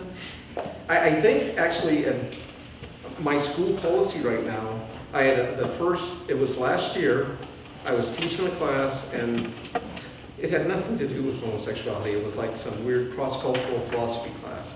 And one of my female students, her assignment was about the hijab and burqa. And it was from an Islamic woman's perspective, explaining how she thought that protected her and her femininity. And she didn't see it as a cage or oppressive. And, you know, she was obviously enculturated, brought up that way. For an American woman, it could be a quite different experience, having to be forced into a burqa. But this young woman, she's supposed to read this and then explain it to the class. So each one was doing a different article from the book. And so this is how she starts her talk. She goes, "Hi, I'm so-and-so, and you probably all know I'm a lesbian." And I was just like, I knew it was coming at my school, but this was the first I had a student feel that comfortable that they would just flat out share that before they gave a little talk. And she did tie that into the burqa and all that sort of thing. But what I found so interesting, and I don't know if this young woman was a believer or had the Holy Spirit or anything, but she had a comfort level where she didn't feel like she had to hide that or that sort of thing. Now, my understanding of the school policy, people who have homosexual ideation or they're working through it or whatever, they're certainly welcome to come. But for all students, we would have a non-sexual acting out policy outside of marriage, whether that's heterosexual or homosexual, which has served us well until, was it 2 years ago, that the Supreme Court declared same-sex marriage was the law of the land. So now, theoretically, say we allow a student in, and then we find out later they're married to someone of the same sex. That could cause a lot of problems, right? Because now they're not violating our sex outside of marriage policy, because even though there's no same-sex marriage in the Bible, there is in the state of California, in which we live and operate. And so we could be open to lawsuits, to discrimination, to these sorts of things. Now, we could claim religious exemption or things like that, but this is what I mean. We are living in such different times. 50 years ago, this wouldn't even be a discussion in evangelical circles. It would just be like, you can either be a Christian or you can be a homosexual. Homosexuals will not inherit the kingdom of heaven. But where we are now in our culture and society, it's a very real issue. And even very conservative theologian scholars like Norm Geisler, in his Christian ethics book, he only covers 9 topics, and one of those 9 is homosexuality. And I really like how he does it too, because he goes through these passages we've talked about, but he does like a point counterpoint. He takes why these don't condemn homosexuality, and then why they do, and then he gives his opinion at the end. And his opinion is, it is biblically prohibited, but also I think he is showing a lot of grace, and we're not just supposed to gather them up and burn them in the fires. And in my lifetime, I have sat and listened to preachers from the pulpit call for homosexuals to be rounded up, put into camps, and executed. And in the name of Jesus. Hallelujah. And I'm just thinking, good Lord, what part of the gospel are you missing here? And for working with people. Now, fortunately, in later years, they repented of those words and said they don't even know what they were thinking or what was going. But you can see how the culture can drive those sorts of things. So I hope this has helped your understanding a little bit. I'm not trying to make justifications or anything. I'm just trying to help you understand. People don't wake up one day and think, hey, I think I'm going to be a lesbian, or I think I'm going to be gay. This is probably deep-seated in their temperament. It could be their biology, but certainly their life experiences, things that have happened to them, role models in their lives, maybe abuse, different things that has left them even more broken than they were originally. And so I think we need to be very compassionate, hear people's stories, but once again, I don't think God's being malicious by having these sexual prohibitions and guidelines. I think it's for our protection, is how I see it. Okay, let's do the marriage slide. Did you have enough of that one? Okay. I don't even know what time it is, but I love this one in my anthropology class because I use this meme to teach the power of culture. Because I asked them, can you define, well, let's start with that. Don't look at that yet. Look at me. Define marriage for me. I want a universal definition of marriage.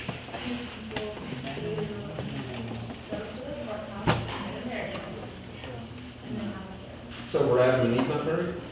Oh, dang it! The unity of 2 people of the opposite sex in front of God, in front of like the groups. Did you say 2 or more people? No, 2 people.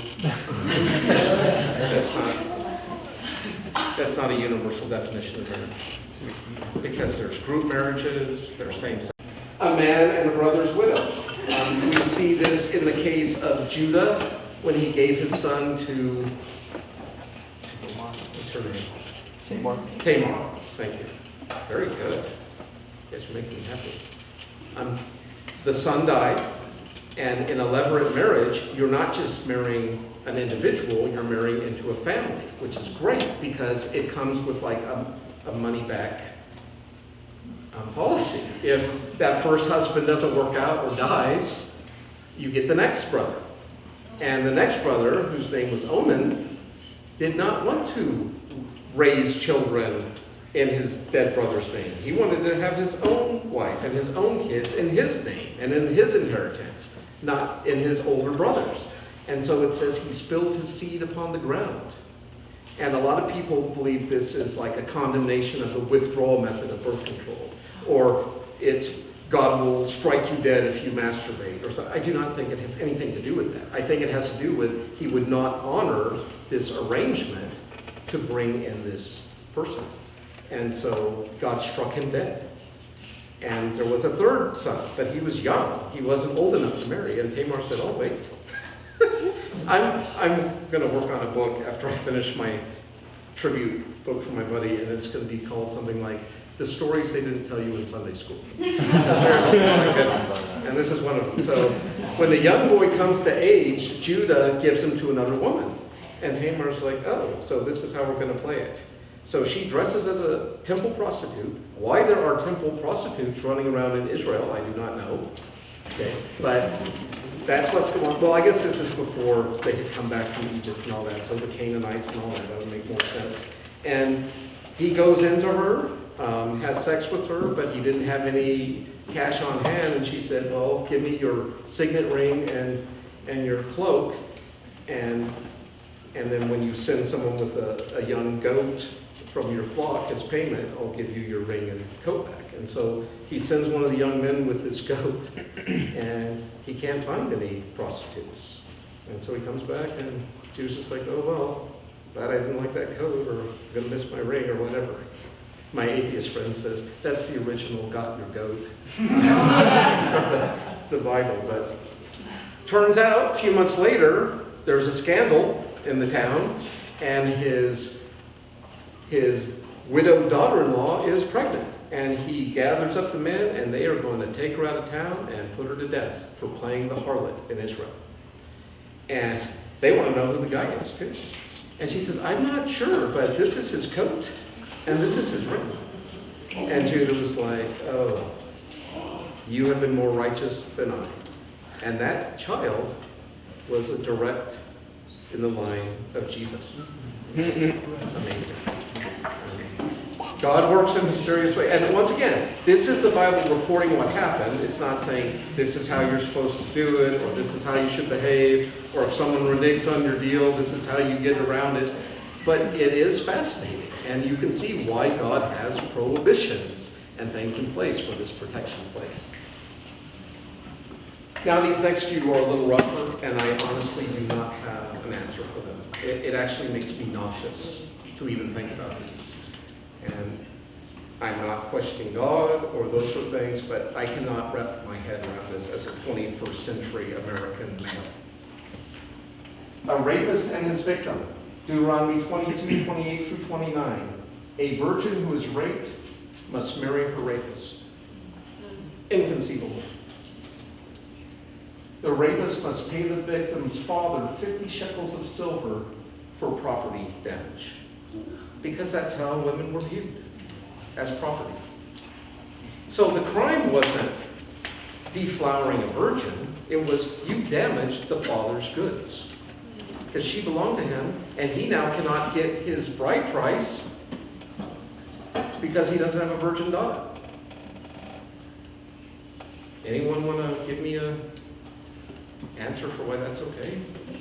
I can't, and I'm not even going to try, but it's in there.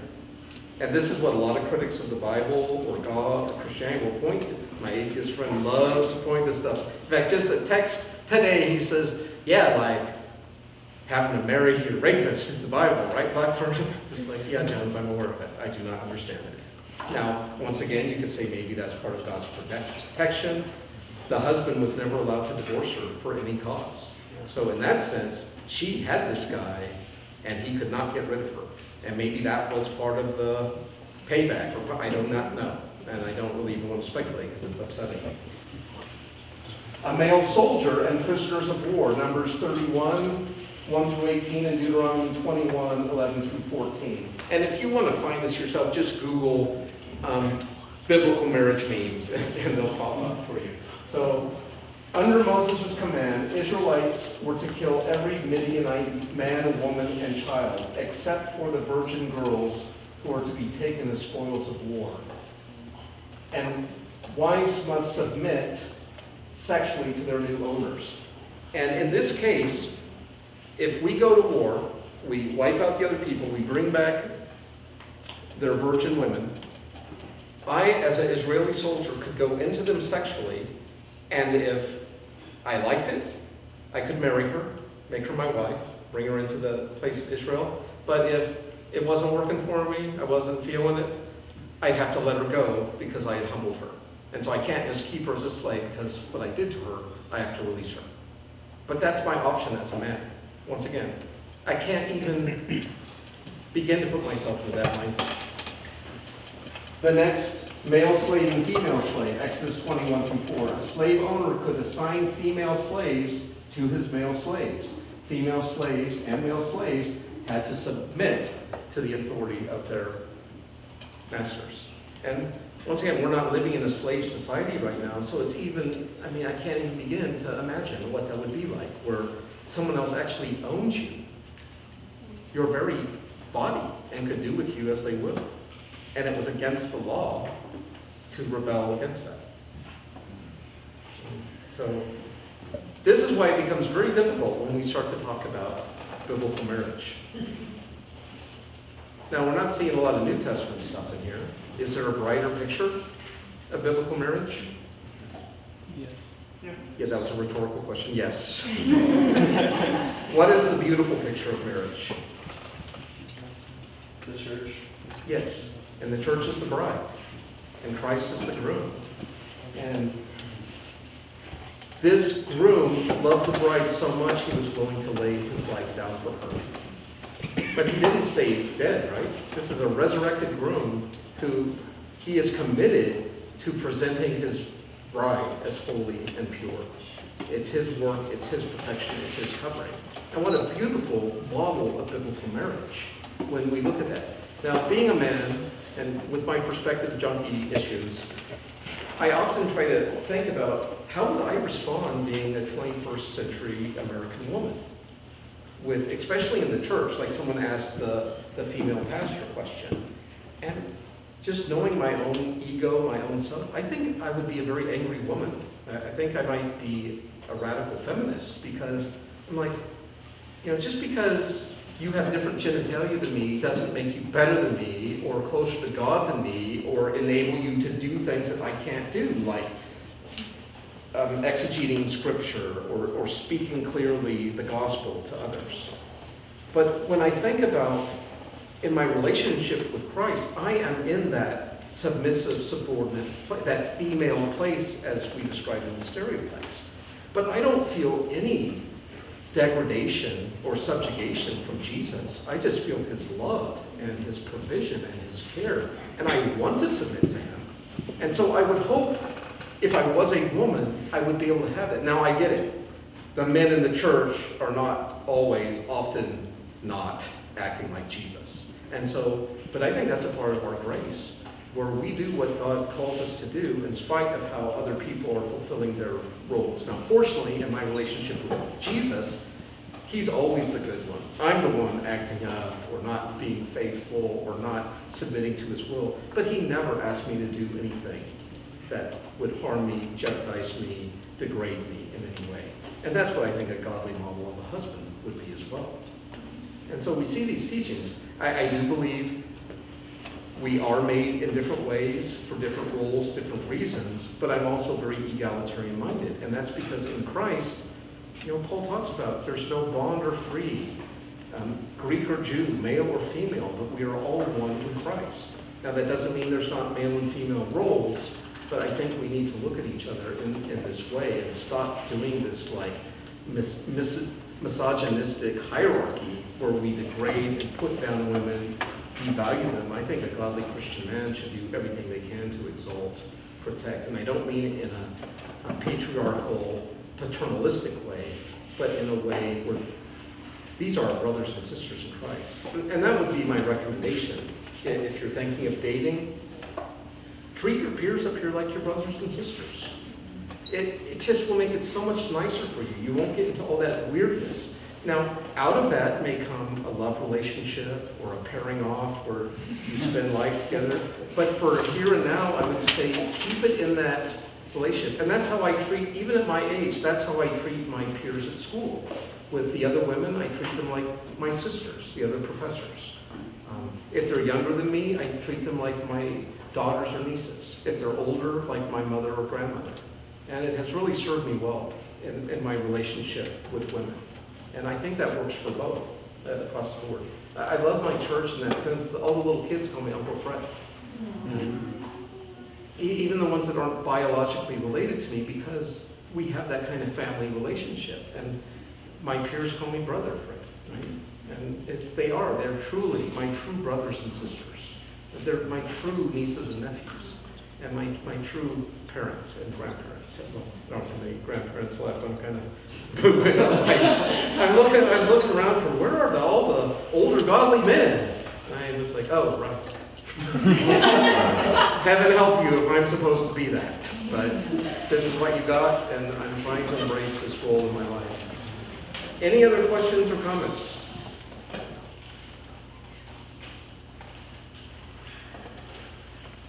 When in the Bible did it start becoming more of a man and a woman instead of multiple women? I think the singular pairing was always the norm, but in different times and circumstances, there would be exceptions.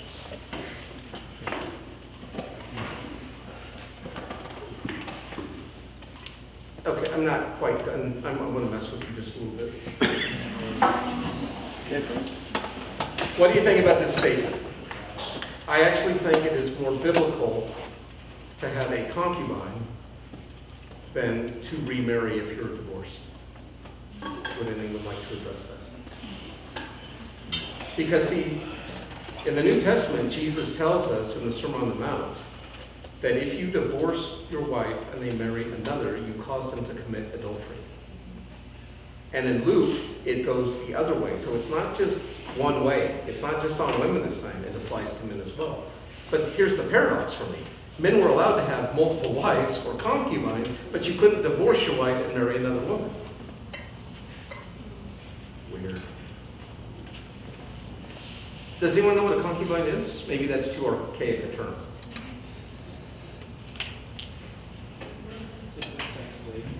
No! Sex slave, no.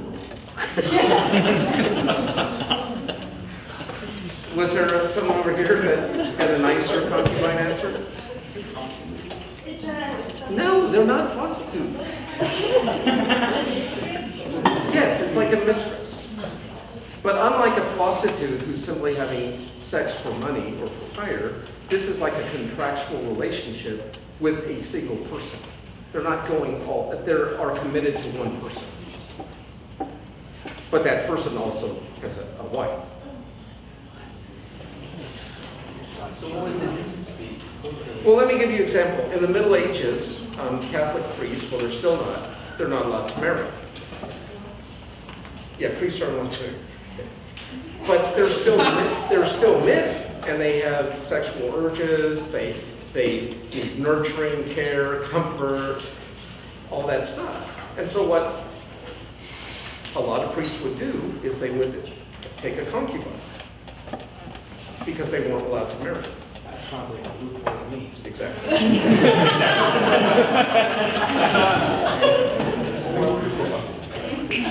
But it's a biblical loophole. I didn't put that in the Bible.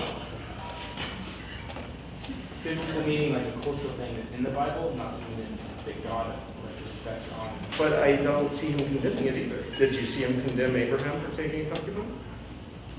Well, Hagar? Yeah. He had a problem with him not trusting in the promise of the son to come. Sure, but it wasn't for taking a concubine. In fact, after Sarah died, he took a couple more. It didn't mention that up there. Abraham had a bunch more children after Sarah died. But they were with concubines. Sarah was his only wife. And so he gave them, so the children of the concubine are not heirs. You can make them heirs, but they're not naturally heirs like your children with your wife would be. And so Abraham did not want the children of his concubines competing with Isaac. And so he gave them like starter flocks and sent them out. And that's the deal. If you produce offspring with a concubine, you are legally and morally obligated to take care of them, as well as the concubine. It's not like a prostitute. So it's less than a wife, more than a prostitute, somewhere like an in-between position. Yep. No. David had a lot. My mom is using great self-control right now. Thank you, Mother. David had a lot of concubines, right? I know he had multiple wives. I'm not sure about his concubines. I'd have to double check. Yeah, because I remember reading, and I don't know. I think his was about 37, but I don't know how many were wives and how many were concubines. Yeah, but I remember reading when he had died, like like the Bible said that he had never had sex with his concubines. And that, Oh, that was the last one when he was old, who was just kind of like a bedwoman. And I'm not trying to be crude. It literally, they brought this young woman in to keep him company, keep him warm, but yeah, he didn't produce, he probably didn't even have sexual relations with her. It was just like a comfort person. Okay. Solomon, on the other hand, had over 300 concubines and what? 700 wives. Good Lord. Yeah. So would that relationship be like purely sexual or would it? No. In fact, it might not even be sexual. It might simply be a companion.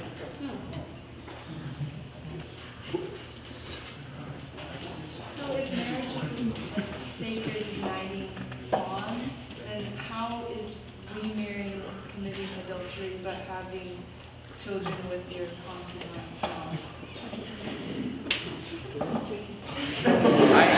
I honestly don't know. But that is in the scripture. And if you think I'm making it up, I mean, we can pull them up, but it's right there in the Sermon on the Mount. It's not some obscure passage. It's right there. And think about the evangelical church right now. You could go into very conservative churches, and I'm just going to wing a guess, but if you did a poll, I bet 50% of the people in those churches have been divorced and are remarried. And they're just singing praises to Jesus, worshiping like everything's dandy. And that's not just committing adultery. That's like lifestyle adultery, right?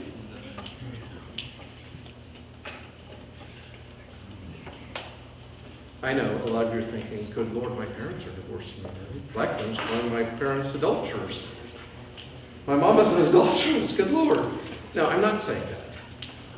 But that's a really interesting question, right? And what are you going to do? Go into these conservative churches and say, I'm not kidding you. When I was in South Carolina, I went to this really conservative church, and they were intense, man. You would have to hold onto your pew not to get sucked forward during the altar call. I mean, they're preaching fire and brimstone, you're sweating, you felt like you'd been to church. And in the middle of the sermon, the preacher goes, you in the red sweater, stand up. And so this woman stands up kind of shaky, and he says, and you, man, next to her, you stand up. And this guy stands up, and they're standing there, and he goes, I cast you out of this church as adulterers. And I was with like my dorm counselor who was trying to get me right with Jesus because I was from California. And I was like, wow, I have never seen church discipline like this before. They're not tolerating adultery. And so the people literally stumble out of the church into the darkness. And after the service, I'm sitting there just going, wow. And I asked my friend about it. He says, yeah, that woman had been married before and divorced and remarried that guy. And I said, wait, what? This wasn't just that people sneaking around having adults. This was a married couple with children together, and they were being cast out of this church as adulterers. And I'm just thinking, something is not right here. And even if that is the case, that we're not divorced remarriage, once again, we're beyond the pale at this point. Are you really going to tell me God now wants to break up another marriage, make more children fatherless, create more broken chains? But see, this is the problem. Once we deviate from God's plan and template, and we start getting into these variations, whether it's hetero, homo, trans, whatever, we now enter all these new realms of brokenness, and the brokenness continues and continues and continues like fractals into the world. And so there is another option, people. Celibacy. Have you not about that one? And so you don't have to marry, you don't have to, but I do believe marriage was meant as a gift of God, of companionship. I am not condemning people that divorce and remarry. I have my personal convictions about it, but I'm really trying not to put my stuff on other people. This is something, and that's whatever is not of faith is sin. And I'm not just saying like, well, Jesus told me it's okay, so thank you, Jesus. As you run the red lights, go on in. Driving by faith. I'm not saying this, but I'm saying if God is speaking with you, working in your life, I'm not going to come around the side and say, I can't believe you're going to commit adultery with this woman, right? Now, out of love, I'm going to challenge and confront people in my life that I have relationships with. And I think that's an act of love. But do you see how different that is than condemnation? It doesn't mean we're just winking at everything and we're not saying anything, but how you confront it is going to make all the difference, even if people can hear you, right? If they can tell you care about them and their relationship. I believe God honors celibacy and gives grace, but I believe he also gives grace in marriage. Both ways can be ways to grow closer to God.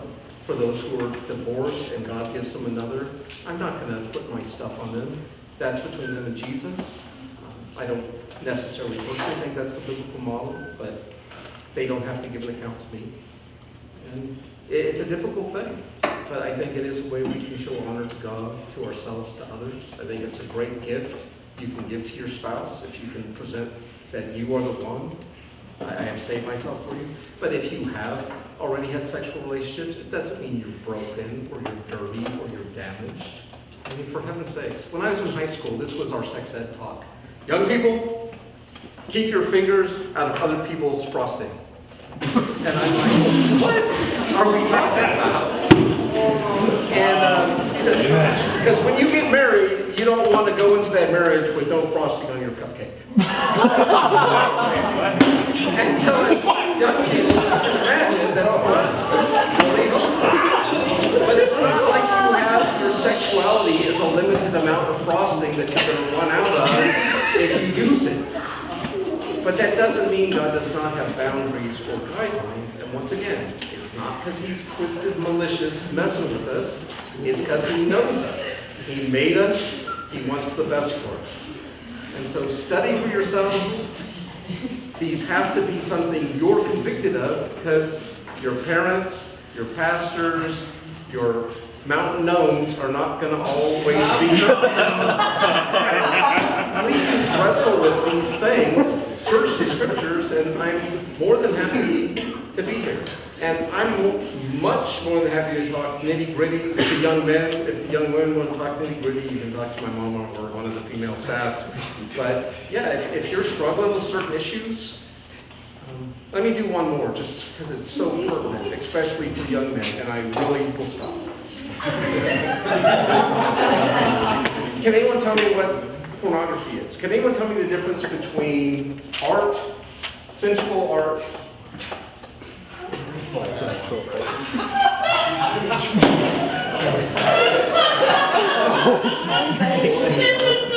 my God.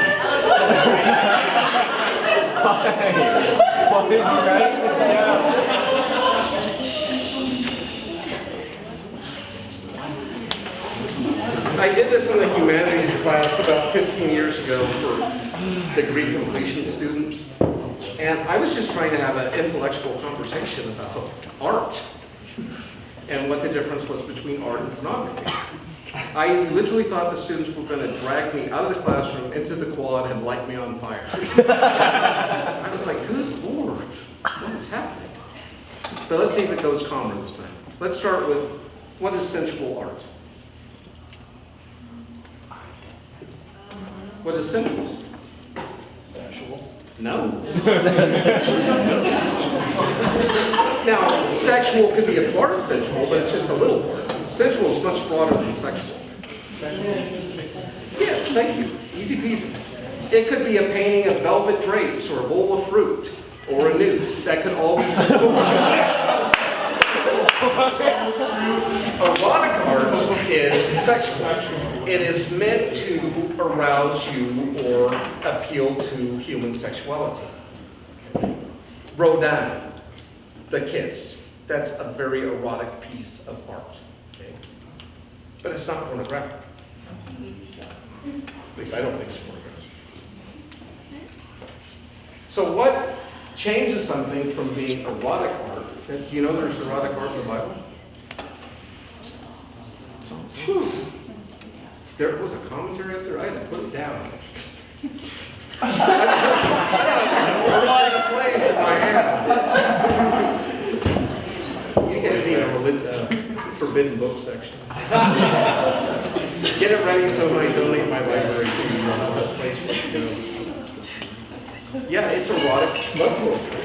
Now, a lot of people say, oh, blackbird. No, that's a metaphor of Christ in the church. Well, maybe, but it's also erotic love poetry. It doesn't have to be mutually exclusive. So erotic art is art that appeals to human sexuality or to awaken sexual desire. How is erotic art different than pornography? It's what you do with it afterward. It's that heart behind looking at it in the first place. I don't think so. Simply because you could do stuff with sensual, erotic, or pornography. I don't think what you end up doing with the images changes it, but that is one of the arguments. Larry Flint, who published Hustler magazine for years, part of how he stayed out of jail was he would simply say, this isn't pornography, it's art, and it's protected under the First Amendment. Even the Supreme Court has refused to define what pornography is, and they have left it up to local jurisdictions. And that's why in San Diego, if you go down to Rosecrans, where the sailors all come in, there's all the red light district, adult bookstores, theaters, all that. But if you come to East County, you're not going to find any of that, because in East County, they consider that pornographic. But in downtown San Diego, they call it art. But what if you get on a school board someday and they're trying to bring certain books into the library and you're trying to say, no, I don't want this here because it's pornography? How are you going to explain to other people, other parents that are maybe not from a Judeo-Christian worldview why this is harmful to young people? While at the same time, you're not some Philistine or legalist who is against art. When I went to school at this very conservative school in the Deep South, I was an art minor, and I had to buy this really, it was like a $60 art book, which back in the day, that would be like a $300 art book today. And they had gone through with an X-Acto knife, and any picture that had any thing that was too revealing, like a nipple or a genitalia, they had X-Acto knifed it out, they had photocopied it with the picture, whited out, and then put it back in the book. And I was so offended, I said, I'm not buying this damaged art book. And so when I would go to the library to look at their art books, these beautiful art books, these God-fearing, zealous librarians had taken black permanent markers and put little black bars over every nip and every genitalia. And I was just, at that point, it just became comical. I was just like, good Lord, where am I? What is happening? Where they had a museum where I saw more Mary's breasts than I could count. That was okay. I wanted so badly to take a little piece of black duct tape and put it's going to peel off the tape, I'm going to go to prison, so I... But what makes it pornography? Clearly making pornography. Let me give you, what he's saying. and once again, I'm sorry to be graphic, but one of the covers of his magazines had, do you know what a meat grinder looks like? Those old industrial in a kitchen. And it basically had a pair of women's legs coming out of it and just raw meat being ground out. And that's exactly what that magazine was. It was treating women like meat. Ooh, that made me upset just saying that. And this is an objectification. You have turned human beings made in the image of God into objects of your lust or desire. That is what makes something pornographic. Not that it's graphic. If you get married and have relations with your spouse, it's going to be really graphic. It doesn't mean, unless you're doing some trippy Victorian thing, right? Where you're naked. Yes, naked from the Deep South, that's what I'm saying. But it's the objectification. It's where you turn another person into an object and they're no longer a subject. Now, later that class that wanted to pull me out into the quad, I realized several of the men in that class were struggling fiercely with pornography. And so I had like triggered their issue. It wasn't what I was teaching, it was their struggle. And we were later able to talk about it, and I could encourage them. But see, you young people have it so much rougher when I was your age. If I wanted to see those kind of graphic images, I had to go down to those red light districts. I had to sneak around, I had to go in the theaters or the adult bookstores. But now you're like 3 clicks away, right? On your phone, your computer, it's everywhere. So think of the self-control and the discipline that takes. But it is addictive. And so when you get caught up into it, I mean, it just feeds on itself, and you want more and more graphic imagery, and then it's going to affect the way you look at other people, the way you look at yourself. And so it is one of those things. It's very difficult, and it permeates the church, different ages, and it's just something to be vigilant and aware of, because and once again, it's not that sexuality is wrong, it's not that the graphic nature of it is wrong, but when we start treating others or even ourselves as objects, sexual objects, we are defaming the purpose and glory of God and what He meant sexuality to be. Now, I'm not saying you need to have erotic art books on your coffee table, or you need to have your shower curtain of naked mermaids or something. But to me, there's a big difference, and it is kind of that intentionality piece of, is this portraying the beauty of the human form and human sexuality, or is this a degrading, debasing objectification? I hope this was a blessing to you. This was some deep waters, but any last questions, or are we good? Good, good, going, gone.